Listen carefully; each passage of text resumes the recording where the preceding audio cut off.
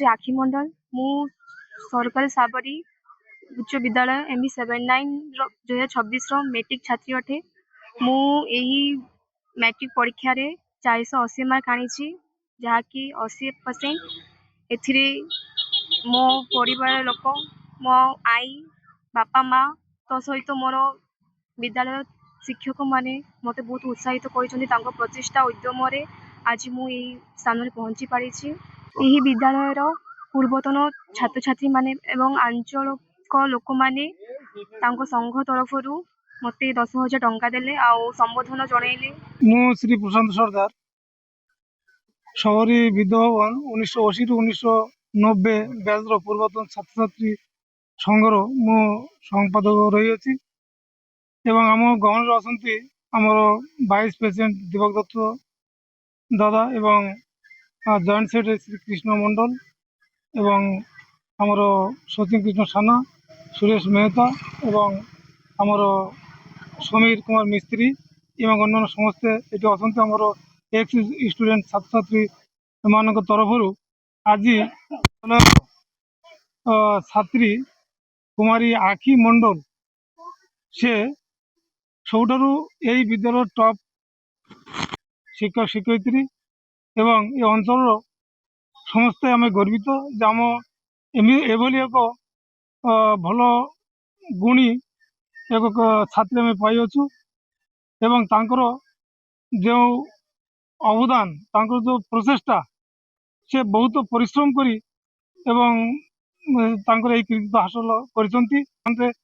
ତାଙ୍କର ଦିଦିମା ପାଖରେ ରହୁଥିଲା ଏବଂ ସେଠି ମଧ୍ୟ କାମ ଦାମ କରି ତା ଭିତରେ ସେ ପାଠ ପଢ଼ି ଏହି ନମ୍ବର ସେ ହାସଲ କରିଛନ୍ତି।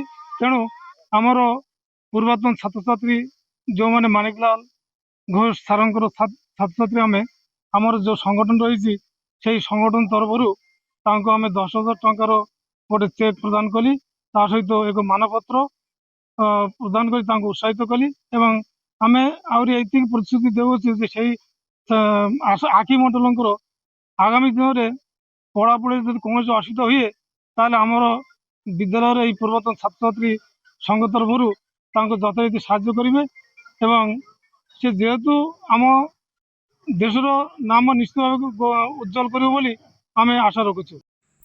ନମସ୍କାର, ମୁଁ ପ୍ରଶାନ୍ତ କୁମାର ନାୟକ, ଭାରପ୍ରାପ୍ତ ପ୍ରଧାନ ଶିକ୍ଷକ, ସାବରୀ ସରକାରୀ ଉଚ୍ଚ ବିଦ୍ୟାଳୟ MB79। ଚଳିତ ବର୍ଷ ଆନୁଆଲ HSC 2026ର ପରୀକ୍ଷା ଫଳ ମେ 2 ତାରିଖରେ ପବ୍ଲିଶ ହୋଇଥିଲା ଏବଂ ସେଥିରେ ଆମର ପାଖାପାଖି 139 ପିଲା ପରୀକ୍ଷା ଦେଇଥିଲେ। ସେଥିରୁ ଆମର ଆଖି ମଣ୍ଡଳ, ଯିଏକି ଆମ ସ୍କୁଲର 80% ମାର୍କ ରଖି ଆମ ବିଦ୍ୟାଳୟର ଏବଂ ଏହି ଅଞ୍ଚଳର ଟପ୍ ମାର୍କରେ ରଖିଛି ଏବଂ ସମସ୍ତଙ୍କର ଆଶା ଏବଂ ଉଜ୍ଜଳ କରିଛି। ଏ ବିଦ୍ୟାଳୟର ମଧ୍ୟ ନାମ ରଖିଛି। ଆମର ଏହି ଚଳିତ ବର୍ଷ ପ୍ରାଇଡ୍ ଅଫ୍ ମାଲ୍ୟବନ୍ତରେ ଆମର DO sir Shriyukta Chittaranjan Panigrahi sir, ତାଙ୍କର ଅଧ୍ୟକ୍ଷତାରେ ଆମର ଏହି ଡିଷ୍ଟ୍ରିକ୍ଟରେ ଏକ pride of Malyabanta coaching centre ଖୋଲା ଯାଇଥିଲା, ରେମିଡିଆଲ କୋଚିଂ। ସେଥିରେ ମଧ୍ୟ ଆମର ଏହି ଆଖି ମଣ୍ଡଳ ଭଲ ଉତ୍ତୀର୍ଣ୍ଣ କରି ଏବଂ ସେଥିପାଇଁ ସେ ଭଲ ମାର୍କ ପ୍ରଦର୍ଶନ କରିପାରିଛି ଏବଂ ଆଗକୁ ମଧ୍ୟ ଭଲ ପ୍ରଦର୍ଶନ କରିବ ଏବଂ ଆମ ବିଦ୍ୟାଳୟ ତରଫରୁ ଏହି ଅଞ୍ଚଳବାସୀ ତରଫରୁ ଆମେ ତାକୁ ବହୁତ ଶୁଭେଚ୍ଛାର ସୁଅ ଜଣାଉଛୁ।